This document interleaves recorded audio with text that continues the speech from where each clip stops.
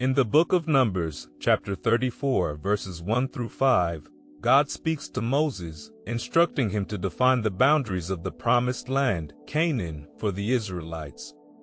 This passage marks a significant moment where God sets clear borders for his people, symbolizing his promise and provision. The boundaries are not just physical but also spiritual, representing God's protection and guidance.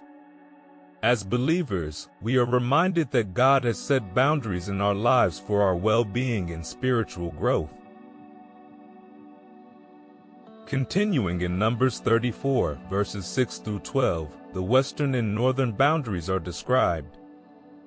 These boundaries are not arbitrary, they are divinely ordained, ensuring the Israelites have a land flowing with milk and honey. This teaches us that God's plans for us are intentional and purposeful. In our lives, we must trust that God knows what is best for us, even when we cannot see the full picture.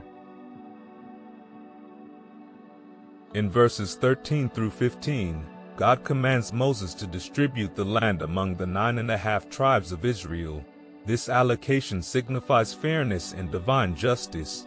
It reminds us that God is just and fair in his dealings with us. We are encouraged to seek fairness and justice in our interactions with others, reflecting God's character in our daily lives. Verses 16 through 29 detail the leaders appointed to oversee the distribution of the land.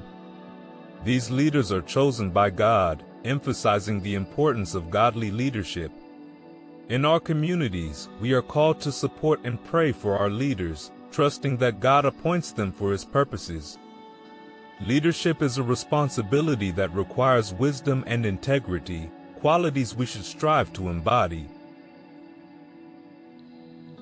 As we conclude this passage, we reflect on the significance of boundaries in our spiritual journey. Boundaries are not limitations, but opportunities for growth and protection. They help us focus on God's promises and live within his will. Let us embrace the boundaries God has set for us, trusting in his perfect plan. Amen.